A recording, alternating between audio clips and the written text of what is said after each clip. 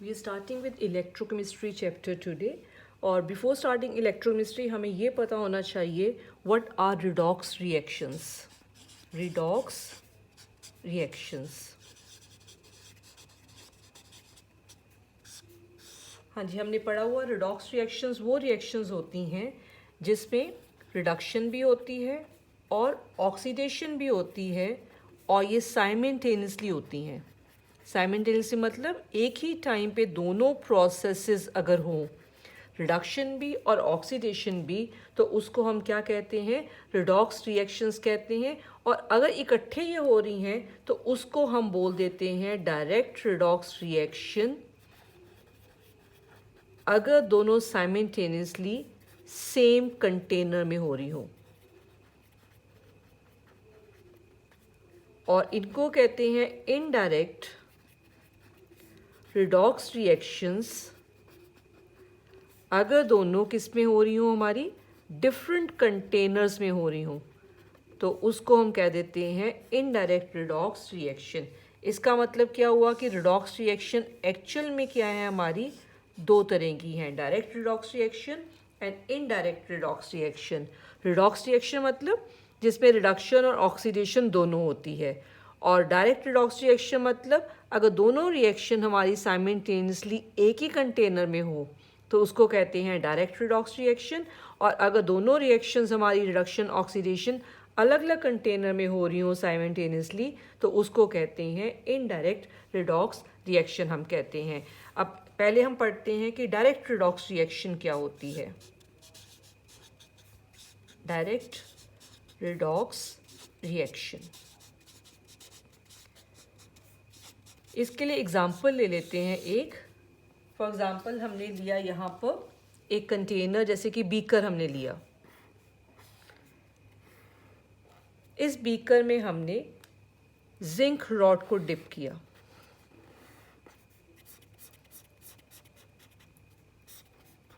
Zinc rod, और यहाँ पे हम ले लेते हैं कॉपर सल्फेट का सॉल्यूशन. ब्लू कलर का सॉल्यूशन है ये, कॉपर सल्फेट सॉल्यूशन. जब हम ये सेटअप लेंगे तो इस सेटअप में हम क्या ऑब्जर्व करेंगे?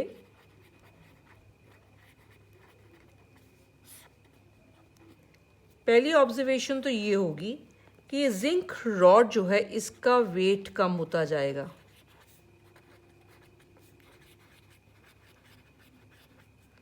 सेकेंड ऑब्जर्वेशन होएगी कॉपर सल्फेट का ब्लू कलर फेड होता जाएगा. Blue colour fades. और तीसरी ऑब्जर्वेशन होएगी जब हम बीकर को हाथ लगाएंगे तो बीकर हमारा क्या होएगा? हॉट होएगा. इसका मतलब इसमें हीट इवॉल्व हो रही है. अब इनको एक्सप्लेन कैसे करेंगे? कैसे जिंक रॉड का वेट कम हुआ, कॉपर सल्फेट का ब्लू कलर कैसे फेड होता है, और बीकर जो है हमारा हॉट क्यों होता है? एक्चुअल में इसमें जिंक जो होती है वो इलेक्ट्रॉन लूज करती है. जिंक क्या करती है? चेंज हो जाती है टू Zn2++2 इलेक्ट्रॉन. तो जिंक जब इलेक्ट्रॉन लूज करेगी उसके क्या बन जाएंगे? जिंक आयंस बन जाएंगे. तो यहाँ सोल्यूशन में क्या आता जा रहा है? जिंक आयंस आते जा रहे हैं. जिंक चेंज हो रहा है Zn2++2 इलेक्ट्रॉन्स में. और यहाँ पर ये जो इलेक्ट्रॉन्स आगे, इनको कॉपर जो है, कॉपर सल्फेट में जो कॉपर आयंस हैं, इन्होंने इन इलेक्ट्रॉन्स को जो यहाँ पे बने इनको गेन किया और ये चेंज होने लग गया किसमें? कॉपर में. तो यहाँ से कॉपर आयन जो है वो कॉपर में चेंज हो रहे हैं, और वो जो कॉपर बन रहा है वो कॉपर कहाँ पे जा रहा है? वो कॉपर जो है यहाँ से जो बना है वो कॉपर इधर डिपॉजिट होने लग गया, इसके ऊपर, यहाँ पर. अब अगर कॉपर आयंस यहाँ से ख़त्म हो जाएंगे, यहाँ पे जिंक आयन अगर आ जाएंगे तो ये जिंक सल्फेट बन जाएगा. जिंक सल्फेट कलरलेस होता है. कॉपर सल्फेट जिंक सल्फेट में चेंज होने लग गया, इसलिए क्या हुआ? यहाँ पर इसका ब्लू कलर फेड होने लग गया. जिंक रॉड का वेट इसलिए कम हुआ क्योंकि जिंक तो जिंक आयंस में चेंज होकर यहाँ पे आता जा रहा है, तो जिंक यहाँ से कम होता जा रहा है. और इसमें बीकर हमारा हॉट क्यों होता है?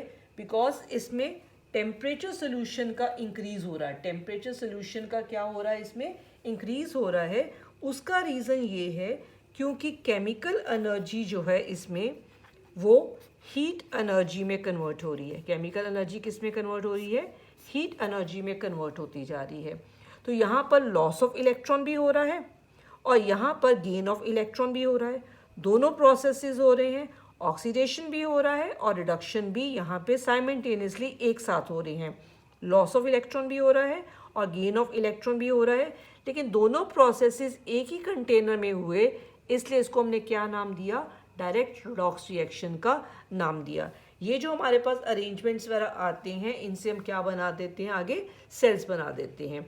अगर हम इनको जो है अलग अलग कंटेनर में करें, ऑक्सीडेशन वाला प्रोसेस और रिडक्शन वाला अलग अलग कंटेनर में करें, तो उसका नाम क्या हो जाता है, इनडायरेक्ट रिडॉक्स रिएक्शन हो जाता है। हाँ जी, इसके बाद हम पढ़ते हैं इलेक्ट्रोलिटिक सेल को। डायरेक्ट रिडॉक्स रिएक्शन कंप्लीट हो गया, इनडायरेक्ट रिडॉक्स रिएक्शन बाद में आएगा इस चैप्टर में। पहले हम पढ़ते हैं यहाँ पर इलेक्ट्रोलिटिक सेल।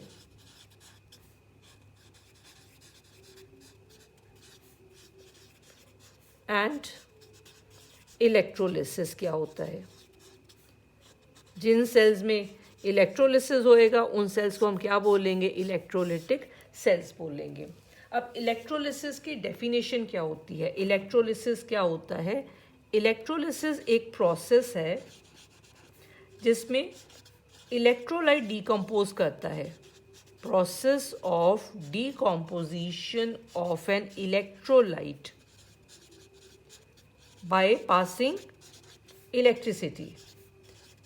इलेक्ट्रोलिसिस में हम इलेक्ट्रिसिटी यूज़ करते हैं by passing electrolyte by passing electricity. Electricity किस में पास करनी है, थ्रू इट्स मोल्टन और एक्वस सॉल्यूशंस। इलेक्ट्रोलाइट का चाहे मोल्टन सॉल्यूशन ले लो, चाहे कौन सा ले लो, एक्वस सॉल्यूशन ले लो, जब उसमें हम इलेक्ट्रिसिटी पास करेंगे तो उस प्रोसेस को क्या कहते हैं, इलेक्ट्रोलिसिस कहते हैं। अब इसको समझने के लिए देखते हैं, पहले हमें ऑपरेटर्स कौन सा चाहिए यहाँ पर। इसके लिए इलेक्ट्रोलिसिस के लिए हमें लेना पड़ता है इलेक्ट्रोलिटिक सेल। हमने ये क्या लिया, इलेक्ट्रोलिटिक सेल। होता क्या है इलेक्ट्रोलिटिक सेल, कोई भी ग्लास का एक कंटेनर ले लो, वेसल ले लो, वो हमारा इलेक्ट्रोलिटिक सेल है। और इसके अंदर हम क्या लेंगे, इलेक्ट्रोलाइट लेंगे यहाँ पर, चाहे उसको फ्यूज़ करके मेल्ट करके ले लो इलेक्ट्रोलाइट को, या उसको वाटर में डिज़ोल्व करके एक्वस फॉर्म में यहाँ पे क्या फिल करेंगे, हम इलेक्ट्रोलाइट को फिल करेंगे। देखो अभी इलेक्ट्रोलिसिस के लिए मैंने दो चीज़ें लिख दी यहाँ पे हमें जो चाहिए। एक तो हमें सेल चाहिए जिसमें ये प्रोसेस होएगा, उस सेल को हम क्या नाम देंगे, इलेक्ट्रोलिटिक सेल का नाम देंगे, जो ग्लास का कंटेनर है। और फिर एक मटेरियल दिया जिसकी डिकम्पोजिशन होएगी, ओके, और उसको हम क्या नाम देते हैं, इलेक्ट्रोलाइट का। ये इलेक्ट्रोलाइट या तो मोल्टन फॉर्म में हो सकता है, मेल्ट करके ले सकते हैं, या इसको वाटर में डिज़ोल्व करके हम ले सकते हैं। अब थर्ड चीज़ जो हमें चाहिए इसके लिए वो है, यहाँ पर हमें दो मेटल की रॉड्स चाहिए। यहाँ पर कई बार हम यहाँ पे ग्रेफाइट की रॉड्स भी लेते हैं। दो रॉड्स हमने ली और ये दोनों रॉड्स जो हैं वो इलेक्ट्रोलाइट में डिप होनी चाहिए, और इन दो रॉड्स को हमें कनेक्ट करना होता है with the source of electricity, जहाँ से इलेक्ट्रिसिटी मिलेगी। इसके साथ हमने कनेक्ट किया। अब ये हो गया हमारा ऑपरेटर्स जो हमें चाहिए इलेक्ट्रोलिसिस प्रोसेस के लिए चाहिए। सोर्स ऑफ करंट हमारे पास यहाँ पे क्या होता है, बैटरी होता है। ये तो हमने मेटल की रॉड्स जो यूज़ की यहाँ पे, ये वाली दो रॉड्स जो यूज़ की हैं, इनको नाम हम देते हैं इलेक्ट्रोड्स का। अब इसमें से एक को हमने कनेक्ट कर दिया नेगेटिव पोल ऑफ बैटरी के साथ, जिसको नेगेटिव पोल के साथ कनेक्ट करेंगे वो हमारी होएगी कैथोड, और जिसको हमने कनेक्ट किया है किसके साथ, पॉजिटिव टर्मिनल ऑफ बैटरी के साथ, वो हमारी होएगी एनोड। एनोड यहाँ पे पॉजिटिव है और कैथोड यहाँ पे कौन सी है, नेगेटिव है हमारे पास। ये हो गया ऑपरेटर्स इसके लिए। अब इसका मैकेनिज्म, ये काम कैसे करता है। Mechanism of electrolysis. ये जो पूरा प्रोसेस है ये बेस्ड है ऑन आयोनाइजेशन थ्योरी, मतलब आयंस बनेंगे इसमें, आयोनाइजेशन थ्योरी पे बेस्ड है सारा का सारा। अब इस थ्योरी के अकॉर्डिंग होता क्या है कि जब हमने इलेक्ट्रोलाइट जो है वाटर में डिजॉल्व करके लिया या मोल्टन स्टेट में लिया और उसमें जब हमने इलेक्ट्रिसिटी को पास किया तो क्या होएगा, इलेक्ट्रिसिटी पास करने से इलेक्ट्रोलाइट ब्रेक कर जाएगा इनटू आयंस में। पॉजिटिव आयंस बनेंगे और साथ में कौन से आयंस बनेंगे, नेगेटिव आयंस बनेंगे। मैं एग्जांपल लेके चल रही हूँ NaCl मोल्टन फॉर्म में फ्यूज़ करके हमने लिया। जब इसमें इलेक्ट्रिसिटी पास करवाएंगे, ये मोल्टन फॉर्म में NaCl लिया, जब इलेक्ट्रिसिटी पास करवाएंगे तो ये आयंस में ब्रेक कर जाएगा, पॉजिटिव एंड नेगेटिव आयंस में ब्रेक कर जाएगा। जो हमारे पॉजिटिव वाले हैं उनको हम क्या बोलेंगे, कैटायंस, और नेगेटिव वालों को क्या नाम देंगे, हम अनायंस का नाम देंगे। अब पॉजिटिव आयंस जो यहाँ पे बने हैं उनको तो अट्रैक्ट कर लेगी नेगेटिव रॉड अपनी तरफ, और नेगेटिव आयंस को अट्रैक्ट करेगी ये पॉजिटिव वाली रॉड अपनी तरफ अट्रैक्ट करेगी। अब इससे क्या होएगा, यहाँ पे जाके नेगेटिव वाले इलेक्ट्रॉन लूज करेंगे आयंस, और पॉजिटिव वाला यहाँ पे जाके इलेक्ट्रॉन्स को क्या करेगा, गेन करेगा, और दोनों आयंस क्या हो जाएंगे, न्यूट्रल हो जाएंगे। तो ऑक्सीडेशन होती है यहाँ पे कौन सा प्रोसेस होता है, ऑक्सीडेशन होता है, और यहाँ पे कौन सा प्रोसेस होता है, रिडक्शन होता है। रिडक्शन का मतलब गेन ऑफ इलेक्ट्रॉन, ऑक्सीडेशन का मतलब लॉस ऑफ इलेक्ट्रॉन। तो एनोड पे लॉस ऑफ इलेक्ट्रॉन हो रहा है और कैथोड पे कौन सा प्रोसेस हो रहा है, गेन ऑफ इलेक्ट्रॉन। मतलब रिडक्शन रिएक्शन भी हो रही है और ऑक्सीडेशन रिएक्शन भी हो रही है। अब ये आयंस जब न्यूट्रल स्पीशीज में चेंज होते हैं रिस्पेक्टिव इलेक्ट्रोड पे, तो उस प्रोसेस को हम कहते हैं प्राइमरी चेंज। तो हमारा जो प्रोडक्ट बना है वो प्राइमरी चेंज से बना है, लेकिन कई बार क्या होता है कि सेकेंडरी चेंज भी आगे हो सकती है फाइनल प्रोडक्ट बनने के लिए। प्राइमरी चेंज से प्रोडक्ट नहीं बना है, उसके बाद आगे भी प्रोसेस हो सकता है जिसको हम सेकेंडरी चेंज कहेंगे, जिससे आगे फाइनल प्रोडक्ट बनेगा हमारा। ये है इसका मैकेनिज्म कि आयनाइजेशन थ्योरी पे बेस्ड है। ये पहले आयंस में ब्रेक करेगा जब हम इलेक्ट्रिसिटी पास करवाएंगे, मींस इसकी क्या होगी, इलेक्ट्रोलिसिस। लिसिस मतलब breaking, electro means electricity. Electricity pass करके लिसिस मतलब ये ब्रेक कर गया into ions, positive and negative, और ये आयंस मूव करेंगे ऑपोजिटली चार्ज रॉड्स की तरफ, जहाँ जाके फाइनल हमारे प्रोडक्ट्स बन जाएंगे। लेकिन अगर हमारा ये इलेक्ट्रोलाइट जो है वो मोल्टन फॉर्म में ना होके हम किस में ले लेते हैं इसको, एक्वस फॉर्म में, तो इसमें ये आयन तो बनेंगे ही बनेंगे इलेक्ट्रिसिटी पास करके जो हमारे इलेक्ट्रोलाइट में है। इसके अलावा वाटर भी ब्रेक करेगा और उससे भी आयंस बनेंगे, पॉजिटिव एंड नेगेटिव आयंस बनेंगे। अब ये दोनों मूव करेंगे पॉजिटिव आयंस कैथोड की तरफ और दोनों नेगेटिव आयंस मूव करेंगे एनोड की तरफ। अब क्वेश्चन यहाँ पे ये आता है कि एक ही आयन से प्रोडक्ट बन सकता है कैथोड और एनोड पे। अब यहाँ तो दो दो आयंस मूव कर रहे हैं, प्रोडक्ट किससे बनेगा, ये हमारा यहाँ पे एक इम्पॉर्टेंट पॉइंट आता है। यहाँ पे वो आयन जिसका डिस्चार्ज पोटेंशियल, ऑक्सीडेशन या रिडक्शन जो भी प्रोसेस वहाँ पे हो रहा है, जिसका ज़्यादा होएगा वो डिस्चार्ज होएगा।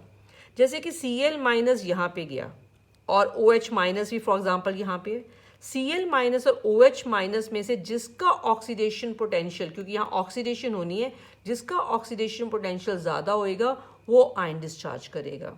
सिमिलरली Na प्लस और H प्लस में से दोनों आयन जब यहाँ मूव करेंगे, जिनका रिडक्शन पोटेंशियल ज़्यादा होएगा वो वाला आयन डिस्चार्ज करेगा। अब इसको याद रखने का तरीका मैं बाद में बताऊंगी आपको आगे जब हम इनकी एग्जांपल्स लेंगे कि आपने कैसे याद रखना है, क्योंकि सबके ऑक्सीडेशन और रिडक्शन पोटेंशियल तो हमें याद नहीं होंगे। तो फिर हम कैसे पता लगाएंगे कि कौन सा पॉजिटिव आयन प्रोडक्ट बनाएगा, कौन सा नेगेटिव आयन प्रोडक्ट बनाएगा, अगर हमारे पास एक से ज़्यादा पॉजिटिव और नेगेटिव आयन्स हैं।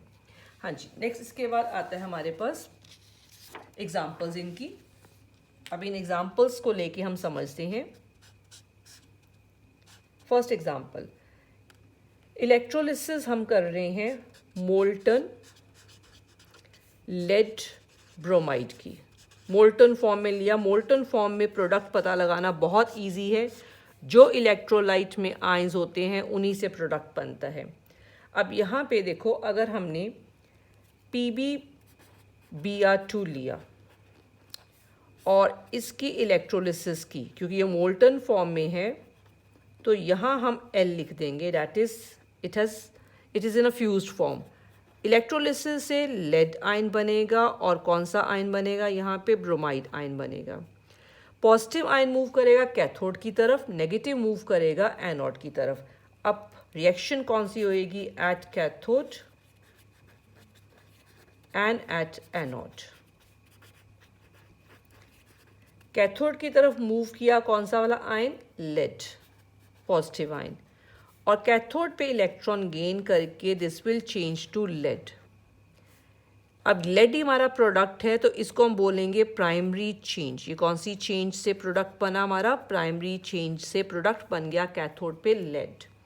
अब एनोड, एनोड पे कौन सा आयन आ रहा है, ब्रोमाइड आयन। दो Br आयंस ये चेंज हो जाएंगे Br2 में और साथ में लॉस ऑफ 2 इलेक्ट्रॉन्स। अब ये हमारा जो है प्रोडक्ट जो बन रहा है वो एक स्टेप में नहीं बनेगा, एक्चुअल में ये 2 स्टेप में बनेगा।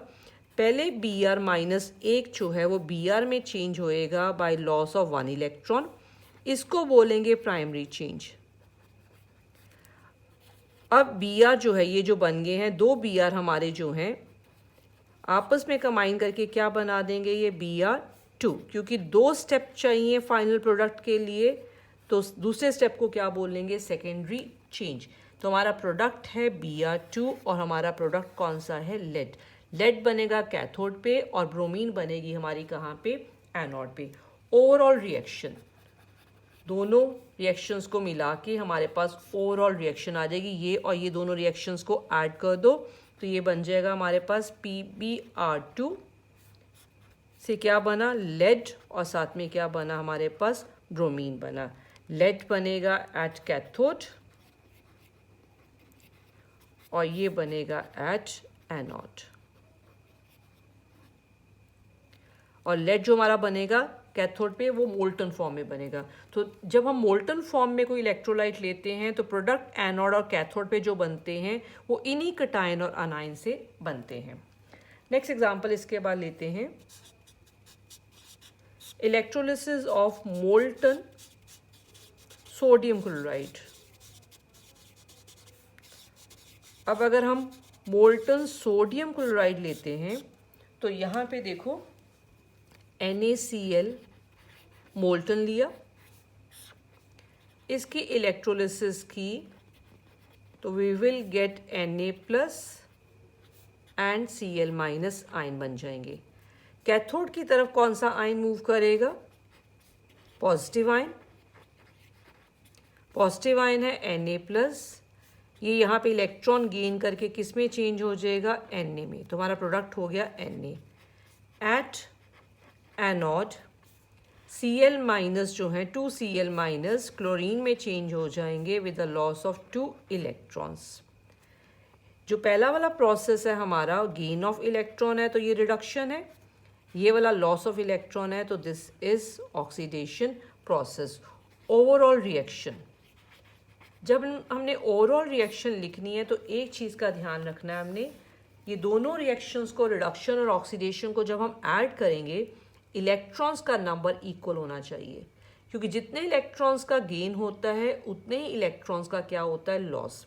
तो अब इनको इक्वल करने के लिए इस रिएक्शन को 2 से मल्टीप्लाई करना पड़ेगा।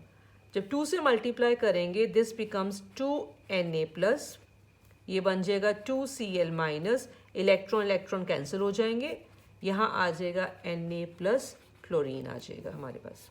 ये हमारे पास हो जाएगा ओवरऑल प्रोसेस हमारा, जिसमें हमारा जो है Na बनता है कैथोड पे और क्लोरीन गैस बनती है हमारी किस पे, एनोड पे बनती है यहाँ पर। ठीक है, ये होगी हमारी सेकेंड एग्जांपल इलेक्ट्रोलिसिस की। इसके बाद नेक्स्ट एग्जांपल हम करते हैं, example 3, electrolysis of acidulated water. Acidulated water कौन सा वाटर होता है, वो वाटर जिसमें हमने कुछ ड्रॉप्स किसकी ऐड कर दी हैं, एसिड की। लेकिन क्यों एसिड की ड्रॉप्स को ऐड किया जाता है? बिकॉज वाटर जो होता है वो वीकली आयोनाइज्ड करता है, because it is a poor conductor of electricity. तो अगर एसिड हम इसमें डाल देंगे तो ये क्या बन जाएगा, थोड़ा बेटर कंडक्टर बन जाएगा। इसलिए हमें कुछ ड्रॉप्स इसमें सल्फ्यूरिक एसिड की डालनी पड़ती है। तो यहाँ पे देखेंगे वाटर लिया हमने, वाटर ब्रेक करेगा H plus plus OH minus ion में, और ये ला साइन यूज़ कर रहे हैं जिससे पता चल रहा है कि ये हमारा क्या है, वीकली आयोनाइज्ड है। सल्फ्यूरिक एसिड डाल के इसकी कंडक्शन थोड़ी बढ़ जाती है, लेकिन सल्फ्यूरिक एसिड भी ब्रेक करेगा into H plus ions and sulphate ions में ब्रेक करेगा। अब देखो इलेक्ट्रिसिटी पास करने से एसिडुलेटेड वाटर में 3 तरह के आयन बन गए, H plus ion, OH minus and sulphate ions बन गए। पॉजिटिव आयंस मूव करेंगे कैथोड की तरफ, नेगेटिव आयन मूव करेंगे एनोड की तरफ। पॉजिटिव आयन में तो प्रॉब्लम नहीं है क्योंकि पॉजिटिव आयन तो एक ही है हमारा H प्लस, और उसी से हमारा क्या बन जाएगा, प्रोडक्ट बन जाएगा। एट कैथोड, कैथोड की तरफ कौन से आयंस मूव कर रहे हैं, H plus ions. H plus ions two electrons gain करके किस में चेंज हो जाएंगे, हाइड्रोजन में। तो कैथोड पे हमारा प्रोडक्ट बन रहा है हाइड्रोजन। अब बारी आती है एनोड की। अब एनोड पे 2 नेगेटिव आयन है, OH minus and sulphate ions यहाँ पर है। अब इनमें से कौन सा वाला नेगेटिव आयन जो है वो प्रोडक्ट बनाएगा। इसमें क्या कहा था मैंने आपको, एनोड पे कौन सा प्रोसेस हो रहा है हमारा, यहाँ पे loss of electron. Loss of electron means oxidation, जिसका ऑक्सीडेशन पोटेंशियल क्या होएगा, ज़्यादा होएगा। दोनों में से ज़्यादा ऑक्सीडेशन पोटेंशियल है OH माइनस का। OH माइनस जो है इलेक्ट्रॉन को लूज करके OH में चेंज होएगा। जब 4 OH बन जाएंगे तो इनसे बन जाएगा 2 वाटर प्लस ऑक्सीजन। तो एक्चुअल में हमारा प्रोडक्ट हो गया यहाँ पे ऑक्सीजन, और यहाँ पे प्रोडक्ट हमारा हो गया हाइड्रोजन। अब मैंने कहा था आपको कि इनको याद कैसे रखना है कि कौन सा वाला आयन हमारा डिस्चार्ज करेगा। यहाँ पर अगर हमारे पास पॉजिटिव आयंस में चॉइस आती है तो कौन सा पॉजिटिव आयन हमारा होएगा डिस्चार्ज। पॉजिटिव आयन के लिए हमारा ट्रिक है, और नेगेटिव आयंस के लिए मैं आपको पॉइंट बता रही हूँ क्योंकि हमें सबके ऑक्सीडेशन और रिडक्शन पोटेंशियल्स तो याद नहीं होंगे। तो पॉजिटिव आयंस में से कौन सा पॉजिटिव आयन हमारा डिस्चार्ज करेगा। हमने एक्टिविटी सीरीज ऑफ मेटल पढ़ी हुई है, हमें एक्टिविटी सीरीज ऑफ मेटल्स की हेल्प से ही पता लगाना है यहाँ पे कि अगर हमारे पास चॉइस है 2 पॉजिटिव आयंस में कि कौन सा डिस्चार्ज करेगा, तो एक्टिविटी सीरीज ऑफ मेटल्स में याद रखना जो मेटल हमारी नीचे की तरफ आएगी, जो मेटल हमारी नीचे की तरफ आएगी वो हमारा मेटल या वो वाला पॉजिटिव आयन हमारा क्या बनाएगा, प्रोडक्ट बनाएगा। या दूसरा इसकी एग्जांपल होती है ग्रुप 1, ग्रुप 2 और ग्रुप 13 के एलिमेंट्स को छोड़ के, ग्रुप 1, 2 और ग्रुप 13 के एलिमेंट्स को छोड़ के बाकी जो हमारे पास पॉजिटिव आयन्स आते हैं वो डिस्चार्ज होंगे। और नेगेटिव आयन के लिए जितने भी हमारे सिलेबस में एग्जांपल्स हैं उनके अकॉर्डिंग मैं आपको बता रही हूँ, ऑल अदर नेगेटिव आयंस। इसके बाद मैं लिख रही हूँ यहाँ पे हाइड्रोक्सल आयन, और यहाँ पे मैं लिख रही हूँ halide ion, chloride and bromide. ये जितनी एग्जांपल्स दी हुई हैं उसके अकॉर्डिंग मैं आपको बता रही हूँ। इनमें से जब हमने चॉइस करनी हो तो जो आयन हमारा नीचे की तरफ आएगा वो वाला आयन हमारा डिस्चार्ज होएगा। दोनों केसेस में याद रखना जो नीचे की तरफ आएगा वो वाला हमारा जो है आयन डिस्चार्ज करेगा एट रिस्पेक्टिव इलेक्ट्रोड। अब इसको समझने के लिए देखो, पॉजिटिव आयन हमारे पास आ गया, फॉर एग्जांपल एक आ गया H प्लस आयन और एक हमारे पास आ गया यहाँ पे जिंक आयन। अब एक्टिविटी सीरीज ऑफ मेटल में जिंक ऊपर होता है हाइड्रोजन से, नीचे कौन सा आया, हाइड्रोजन। तो हाइड्रोजन आयन डिस्चार्ज करेगा, हाइड्रोजन आयन से प्रोडक्ट बनेगा। लेकिन अगर एग्जांपल आती है आपके पास सिल्वर और हाइड्रोजन आयन में, सिल्वर और हाइड्रोजन, तो हाइड्रोजन और सिल्वर में सिल्वर नीचे की तरफ आ रहा है तो सिल्वर से प्रोडक्ट बनेगा। किससे प्रोडक्ट बनेगा हमारा, सिल्वर से प्रोडक्ट बनेगा। अब नेगेटिव आयंस पे आ जाओ, अगर कोई और नेगेटिव आयन दिया जैसे नाइट्रेट दिया या सल्फेट दिया और चॉइस हाइड्रोक्सल में है, तो हाइड्रोक्सल नीचे आ रहा है, प्रोडक्ट हाइड्रोक्सल से बनेगा। अगर चॉइस आ रही है हमारे पास हाइड्रोक्सल और हैलाइड में, तो प्रोडक्ट बनेगा हैलाइड से। कोई और अदर आयन और हैलाइड आ रहा है तो प्रोडक्ट किससे बनेगा, हमारा हैलाइड से बनेगा। तो ये आप ट्रिक को याद रख के इन क्वेश्चंस को आंसर आसानी से कर सकते हो, क्योंकि सारे इलेक्ट्रोड्स के, सारे आयंस के ऑक्सीडेशन रिडक्शन पोटेंशियल्स को याद रखना जो है वो मुश्किल है। तो आप इस तरीके से जितने हमारे सिलेबस में क्वेश्चंस हैं वो सारे के सारे इस तरीके से सॉल्व हो जाएंगे हमारे। ये हमारी थर्ड एग्जांपल होगी अब इलेक्ट्रोलिसिस ऑफ एसिडुलेटेड वाटर। लेकिन इन सारे एग्जांपल्स में हमने मोल्टन फॉर्म में लिया था या एक्वस फॉर्म में हमने लिया है, और इलेक्ट्रोड्स जो हमने ली हैं वो हमने कौन सी ली हैं, इनर्ट इलेक्ट्रोड्स हमने ली है। अब आ जाते हैं फोर्थ एग्जांपल पे। अब इसमें भी एक एग्जांपल हम एक्वस की और कर लेते हैं, जैसे एसिडुलेटेड वाटर की है, ऐसे एक और एग्जांपल हम कर लेते हैं, electrolysis of an aqueous NaCl। Aqueous NaCl हमने लिया। अब इसकी इलेक्ट्रोलिसिस जब हम करेंगे तो NaCl हमारे पास है एक्वस फॉर्म में। इलेक्ट्रोलिसिस से ये तो ब्रेक करेगा ही करेगा पॉजिटिव और नेगेटिव आयन में। एक्वस है तो वाटर भी है, वाटर भी डिसोसिएट करेगा into H+ and OH- ion में, ये भी डिसोसिएट करेगा। तो हमारे पास यहाँ पे दो पॉजिटिव आयंस आ गए, दो हमारे पास कौन से आयंस आ गए, नेगेटिव आयंस आ गए। अब प्रॉब्लम ये है कि कैथोड पे कौन सा आयन जाएगा और एनोड पे कौन सा आयन जाके डिस्चार्ज होगा। अब ये देखो जो पीछे मैंने ट्रिक बताया आपको, Na+ और H+ में से दोनों में से एक्टिविटी सीरीज में देखो कौन सा नीचे आता है, हाइड्रोजन। तो कैथोड पे जाके ये चेंज हो जाएगा to hydrogen gas. Sodium ions हमारा इलेक्ट्रोलिटिक सेल में ही रह जाएगा और हाइड्रोजन आयन से क्या बन जाएगा, हाइड्रोजन गैस। अब दोनों नेगेटिव आयन देखो, हाइड्रोक्सल, और अगर आपको हैलाइड में चॉइस करनी है तो कौन सा वाला यहाँ पे आएगा, halide. To halide ions, to chloride ions chlorine में चेंज हो जाएंगे बाय लॉस ऑफ 2 इलेक्ट्रॉन। इसमें हमारे पास गेन ऑफ इलेक्ट्रॉन हो रहा है, तो ये रिडक्शन हाफ रिएक्शन है। ये हमारा कौन सा प्रोसेस है, ऑक्सीडेशन। दोनों को ऐड करके हमारे पास आ जाएगी ओवरऑल रिएक्शन। जब हम NaCl एक्वस की इलेक्ट्रोलिसिस करेंगे तो प्रोडक्ट हमारे क्या बनेंगे, यहाँ पर हाइड्रोजन बनेगा और क्लोरीन बनेगा। हाइड्रोजन और क्लोरीन से प्रोडक्ट बन गया, Na+ और OH- सेल में ही रह जाएंगे और ये मिलके क्या बना देंगे, NaOH बना देंगे। यहाँ पे प्रोडक्ट साथ में क्या बन जाएगा, NaOH। जब इन्हें बैलेंस करना है तो हमें एक्चुअल में यहाँ पे वाटर लिखना पड़ेगा, तब जाके रिएक्शन हमारी क्या होएगी, बैलेंस होएगी।